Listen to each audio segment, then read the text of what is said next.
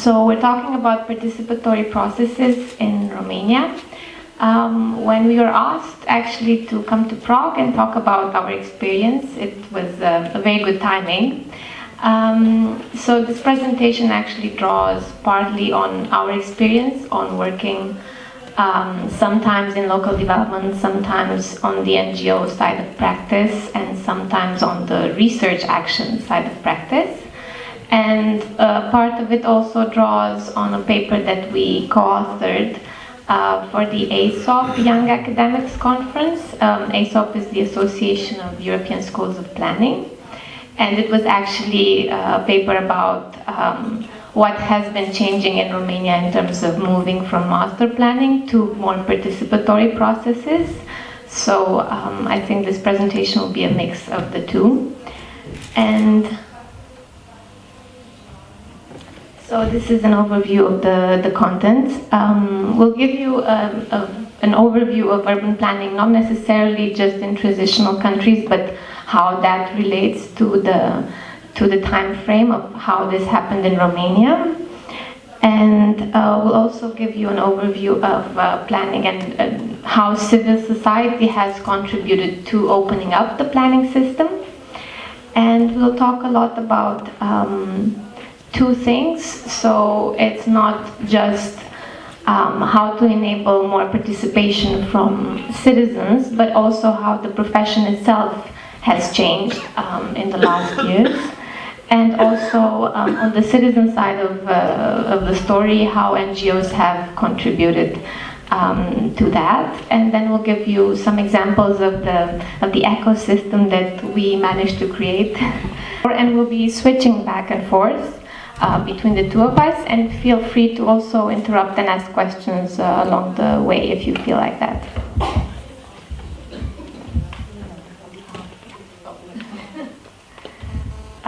And if anybody, we apologize for our lack of Czech language skills. So if you need translation, I think there are a lot of headphones outside. So yeah. And also, if you want to ask during our presentation, we have equipment here, so we're ready to put them on. Just an overview. For us, it was very interesting, the previous presentations, both today and yesterday. Also because they were quite, let's say, national or locally centered. In terms of saying, okay, these are specific issues that are happening here in Prague, or specific issues that are going on in the Czech Republic.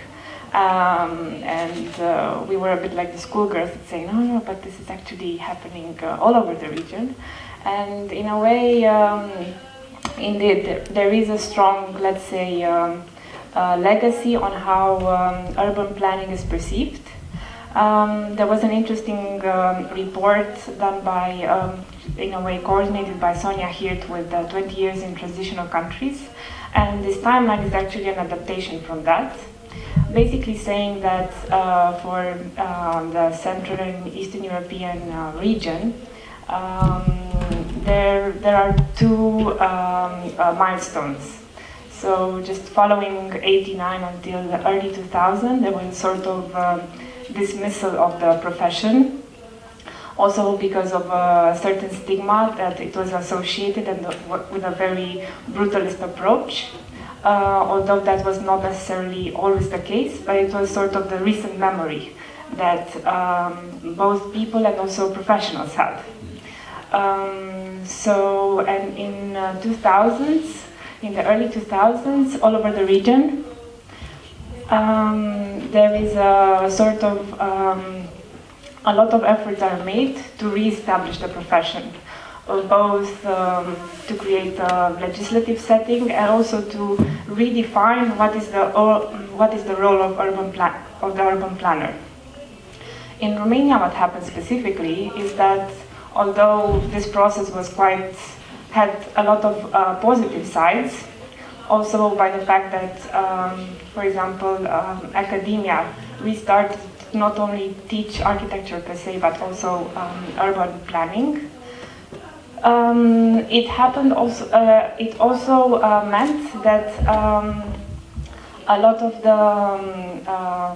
the profession really felt the need for entitlement and said, and was really trying to do certain processes to say who are really the experts and professionals allowed to be involved in urban planning. So in 2001, the Romanian planning law is passed, and also what you see in 2010, there are certain regulations from this, not only like the Chamber of Architects is for architects, there is also registry for urban planners, that sort of said who is basically allowed to have these signature rights. Signature rights meaning that you are allowed to sign an urban plan, a spatial plan. I think it works now, right? There was one quote that stuck to my mind from the two presentations that were given yesterday in the afternoon. And one of them, and it was actually a quote from Professor Zingerdow from the University of Manchester. And it said basically that participation is a symptom of failure of representative democracy. And well, I was thinking it over the evening, and if it's not too early, for example, for Central and Eastern European countries to talk about failure, because what we see, and I think it's one of the things that also came from the discussions yesterday, is that we are in this continuous process of transition from, very central planning to capitalism and also to democratic practice. And I think it's a question of time, of people knowing what their rights are and demanding their rights. And from my experience and from lots of talks that we had recently with also initiative groups and community groups in Romania, they always come back down to the issue of, okay, we need to move, from individual needs to group needs, and from that on to actually community organizing and community planning. And I think the timeline here actually sketches, in just a few ideas of actually how long this process takes, but then also how this is reflected in what participation in planning can mean. And I think it's also a bit correlated with what Anamarie before was presenting on the timeline of planning. So actually it took about 10 years for the legislation of urban planning to be passed in Romania. And it was actually around the same time that also the legislation for NGOs was enacted. And it's difficult to actually say, have an overview of how many organizations are actually dealing with community planning or urban planning, because in Romania we don't have a system where you can actually identify them through their object of activity. So the registry of association and foundations doesn't really give you a very good overview. But from our experience, basically this has actually emerged, let's say, in the last 5 years.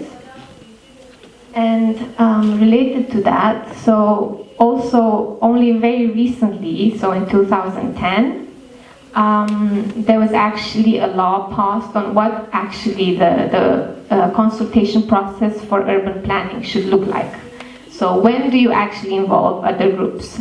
When do they have the right to say something related to what is being developed in their neighborhood, and what is the exact process of how they can express their views? The timeline also shows that it's a bit of 2 steps ahead and 3 steps back. Also because, for example, one of the changes that was very recently made on this law, which was in 2014, actually abolished the most important article of the law, which said, okay, any urban planning document that does not go through this process is not legally valid. And we focus so much on this for the first phase of the presentation on a legislative setting, because we have a funny anecdote on legislation. When working with local authorities, even though they can and are sometimes extremely open, it's a sort of mindset that they have that, okay, I function like this and I am constituted in the basis of a certain law and I have a mandate stipulated by this and this and this. So we were on a training, I think on clusters, so it was a very different subject. And we were talking about the fact that basic agglomeration principles, the fact that if more economic actors share more resources, then there are going to be benefits for all. And that could be also a model that could be used in public administration and things like that. And a very nice lady asked us, yes, but I understand that this is a very good way to go, but on the basis of what law am I allowed to do this? And this basically proves that this is the sort of institutional dialogue that you have to start, and then get to the common sense things that we discuss, the fact that we are neighbors, the fact that we are a community, the fact that we really have to see what is the common ground that could motivate us. So this is why this timeline is in a way perhaps useful. We won't insist a lot on the ladder of participation. It was briefly mentioned yesterday. And I think, unfortunately, in most parts of the world, there is still, we are still in the yellow zone, the tokenism, when you just use the participation for a sort of legitimizing what you are doing.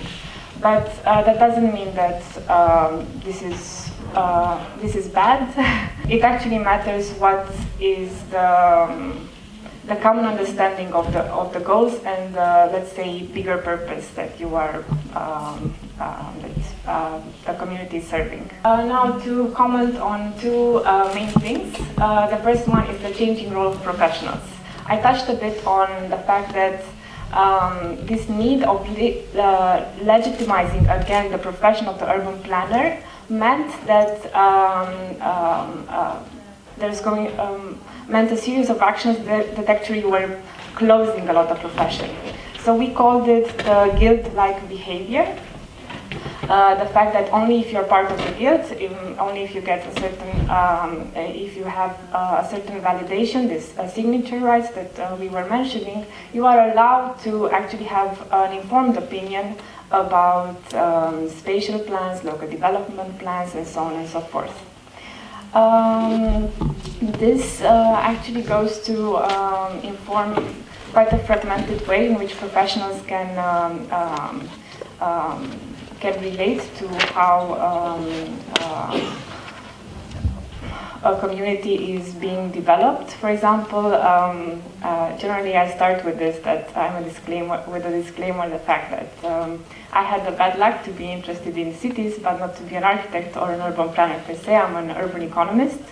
So as an urban economist, I have to get my signature rights from the registry of urban planners, and that won't be such a huge hassle, but it's actually pointing to a fact that you want to have an interdisciplinary approach, you want to have an integrated approach, but then you actually create a very fragmented way in doing this. Like, the economist is supposed to do that, but this economist, where does it get its education from, or how does it really relate to how urban planners think? So you risk in actually creating a dialogue of the deaf, because you don't have a common principle somehow. And I think this is what you see actually translated into practice, this sort of chaos that most of us are mentioning when we talk about the cities or the villages that we work with.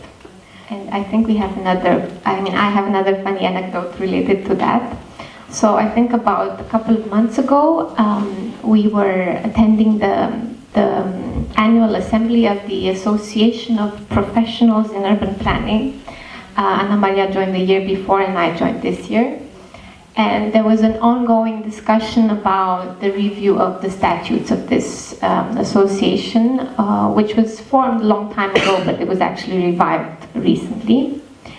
And there were, of course, very many senior planners and academics, and there was a very intense conversation and a very strong standpoint on behalf of one of them. Was making this distinction, which is actually still there in the statutes. It was validated between urban professionals and urban specialists. So urban specialists are the people that have graduated master in urban planning, particularly in Romania from the University of Architecture and Planning. And urban professionals is everyone else that has a different bachelor degree or a different background. They might have had further academic studies in the field of planning, but they will never be specialists. They will only be professionals. So that was very amusing for us. One other main idea drawn from our practice and research is that we deal urban studies and just working with cities, actually dealing and having an understanding of complex systems. And it's interesting that more and more we're using metaphors from ecology, adaptiveness, ecosystem, disruptive change. And that actually hints a lot on the need to understand that it cannot really be a precise cycle, a sort of master plan-like thinking. It's actually acknowledging that there has to be a change, and also a very important factor that you don't know what you're changing towards. The fact that you are you're recognizing the fact that you want to go to a non-error state, but you don't know exactly what it is. For us, it's a very, and as you're probably going to see from our practice, it's a core working principle. And some people might call it common sense, some people might call it honesty, but I think we find that this is not put on the table very often. On you might actually not understand what you're changing towards. But it's important to draw strong lessons from the past, and then constantly just be critical about what you're doing, and the fact that acknowledge that you are in a process that is constantly going to change. Yeah. So actually, because setting up an NGO back in 2010 already was actually the way that we, both of us, us as a group, as an NGO, we got involved in urban development and planning, because at the time we didn't really have a background in that. And we were very interested, also taking into account the general state of the art that we were talking about in Romania. Okay, let's just look a bit back and see what has changed, in the last 5 years. And how do these groups, and by groups I don't refer just to us as an NGO, but to many other NGOs that are doing similar work in Romania, have they contributed to making a real change? And actually what came out of this discussion is that NGOs are a lot more mobile and fast responding, and because the state of the art basically right now is that there are a lot of groups like us, not necessarily big NGOs, but more like think tanks or small 5-6 people groups that work on different levels. Some of them do more community organizing, some of them are more public intervention, or just designing a public space differently and working with the community on that. So there are quite a few of them. They're multiplying, as I said before. And what is special about them is that although they are small and they don't necessarily have the leverage of pushing for big policy changes, altogether they do open up sort of making some cracks in the current system. And it was quite funny that we were talking to an anthropologist about it, and also to some other planning professionals. And everyone had this sort of idea in mind about typologies of NGOs. So then there are the reactive NGOs, or the militant NGOs. They said, oh, we really liked you guys because you're not necessarily militant for something, but you could see that you had a lot of ideas and creativity and innovation, and you were mixing a lot of different disciplines, which at that time was maybe not so common. And from our point of view, it's really about how these groups manage to actually engage the public or different groups that are not generally involved in how a city changes. Since 2007, we started the creative room, Odaja Creativă. Odaja actually means it's a sort of archaic name for a small house used in the rural parts of Romania for temporary uses for shepherds. Which, given the fact that now we prefer to buy our milk and cheese at the big supermarkets, how that got translated into the territory is that this kind of structures are not used anymore. So in a way, the name and how the NGO was in a way envisioned 5 years ago was that we would really like to put a new use to something that is considered old and useless at that point. One of our first big projects, big in the sense that it had quite a significant impact, and also an impact that we did not expect in Romania, was that we designed a board game which is called Habitat. And the board game is settled on a central area of Bucharest. Similar to the situation in Prague, of course, that's the most, it's the plot with the most economic value. And it was, and it is still subject to a lot of disputes on how you can change the zoning rights, or you can go about the zoning rights to actually develop higher or in a different way. So when we were designing this game, the discourses were very, very strong in the sense that you had the preservation group and then you had the developer group screaming various arguments and finding no middle ground. But basically, the arguments were quite simplistic in the sense that we like the whole city should be like that, and developers were saying, but we have nowhere to develop and we have nothing to do. For us, there was something missing in the sense that, okay, but in a city you're always going to have to make a choice, and you really have to understand that if you are going to make a certain type of intervention, what are the consequences? So we were really trying to translate this kind of systems thinking in a game. This is how and what was also interesting is that Habitat has a lot of humor and very good puns, apparently. So copywriting was good. And also we integrated what was really going on in Bucharest at the time, and it's still going on, unfortunately, in the fact that you can really have a lot of derogative planning. The fact that you have a master plan, but then you can have a zonal plan that can really change a lot of the zoning requirements from the master plan and so on and so forth. And also you can sort of do things informally and then get them formalized, which means that you can really construct a 20-story building and then say, whoops, well, I did it. It should have been 3-story building, but then it's 20. So you start to try to get that formalized. So in the game, there are this sort of corruption systems that you can really have a card and you can develop higher than you're supposed to, but then also the civil society can actually figure out what you have done and can sue you and things like that. So this is why it turned to be extremely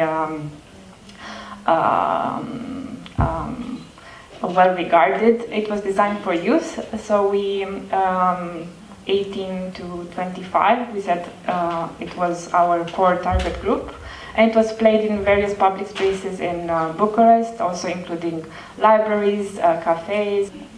Several other projects followed, but basically how we, in the creative room, we had a very big struggle to actually who are our constituents, who do we serve actually, because we did a lot of projects on this type of educational intervention. We did a lot of sort of raising awareness, the fact that we really have to have an interdisciplinary approach, so we were really curating a lot of events also within the World Urban Forums and also speaking about the region.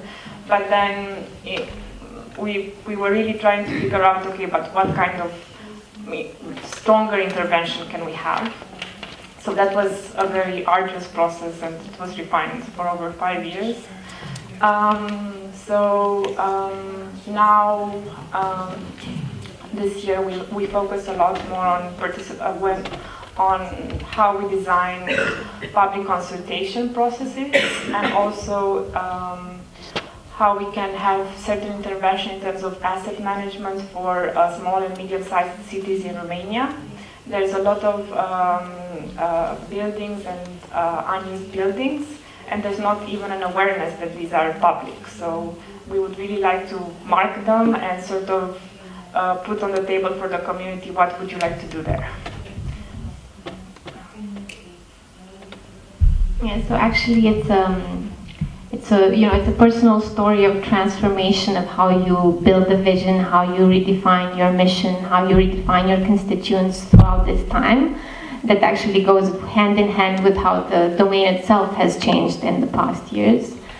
And what Anamarie was saying, now we're actually moving a bit from working with the youth, which was what we were doing in the beginning, to saying, okay, and now we want to impact policy, and how do we do that? And one thing that came was that we really need a lot more evidence-based policy in Romania. So if you want to push for change, in terms of land use, what is the exact data that you work with? And we figure out that actually there's not a lot of it. And so one other thing that we're doing now is this sort of action research part of work. So for example, I'm now working on a research project which aims to develop a methodology to assess urban disparities in Romanian cities. It's basically creating a composite index for measuring disparities. It's not innovative in the way that many countries have something like that. For example, the UK is one of the best practices in the field. But what is very specific about Romania at this time is the fact that you really do not have any kind of data at the neighborhood level or at the scale that is smaller than the city. And that can be a problem, especially for medium to big sized cities like Bucharest. So there is data which is collected by the national census, but is never used for planning purposes. So what I'm doing basically now is working with municipalities, and I have a specific case study, which is a medium-sized city, to figure out what kind of data they actually have, but they never really use, because they do have data on social benefits, because they collect and they distribute them, or they have data related to housing, but it's never really used at a sub-city level. So this is one of the things that, leaving aside my work now, is also one of the directions for our work in the creative room. The other thing is that, okay, talking about interdisciplinary work, and figuring out that if you want to have a broader dialogue, you really need to have a channel to exchange with people that are trained in in similar domains or in urban studies more generally speaking. And that's, for example, what Anamarie is doing now together with some of our colleagues that they are teaching in the University of Planning. And again, moving from this more sort of youth, citizen-oriented side of practice towards how do we really work with urban entrepreneurs who actually want to develop a business, but they do not have the necessary knowledge of how they can tackle some unused land in the city, or what are the missed opportunities for them. What would be a good practice or sort of an investor's guide of what can be done in terms of that? And the third level of action is in the last yes.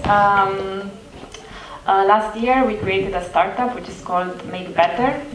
It's made out of like any good joke that starts like one engineer, one economist, one sociologist, one urban planner, one architect.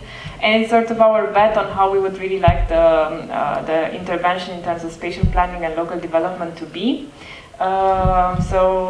Make Better is focused on developing better instruments for enhancing local potential, which basically means that right now in Romania, and also as we pointed out in the region, there's a very big gap between how spatial plans are being developed and local development plans, which when we say plans, it actually it means the entire process, and the process also that includes implementation. We have been working in Make Better and in the Proto Make Better on various scales in Romania, at regional level, county level, which is the sort of administrative unit, and municipal level for this local development plans for 2014-2020. It's very funny because talking about the stigma of the communist times, everybody was disregarding the 5-year plans. Well, now with the EU we have the 7-year plans, yes, 2014-2020. What we actually do is that until things get more clear, we basically take on our hands to say, okay, if you have just a line that you're supposed to do public participation, but not a how, and also the big challenge is that when we were mentioning the legislative conditions, the legislative conditions actually hint to the fact that, okay, you can have consultation, but nothing will change. I mean, there's not a specific framework to actually understand how you're going to use the inputs from the community, or you don't have any obligation to do so. So basically, it's just another way for us of working. So we have been designing a lot of, for example, the word cafe or the public cafe method on participation. We have been using it extensively with local communities to sort of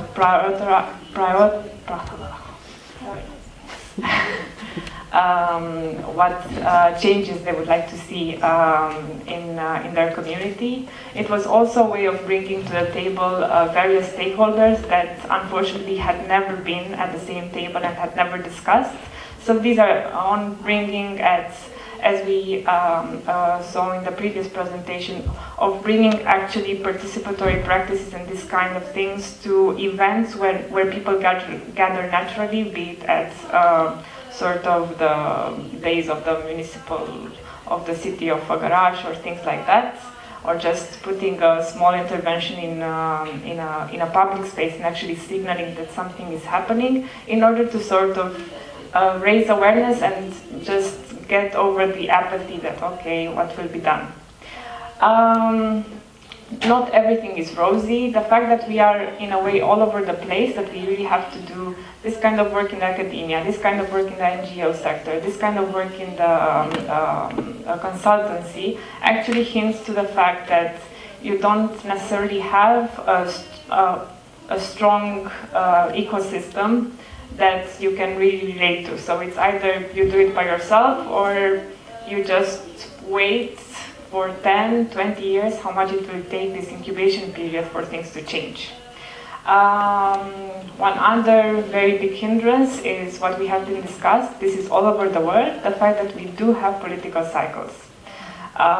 So in terms of you put your entire social capital there and you say, I really believe that this is going to impact. I think that we should really trust each other. We should really try to reach a certain consensus.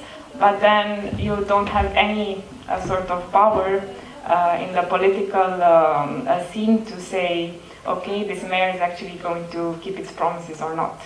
So I think that's these are very big challenges. I don't think there's a super recipe, but in a way, this is what we are doing right now.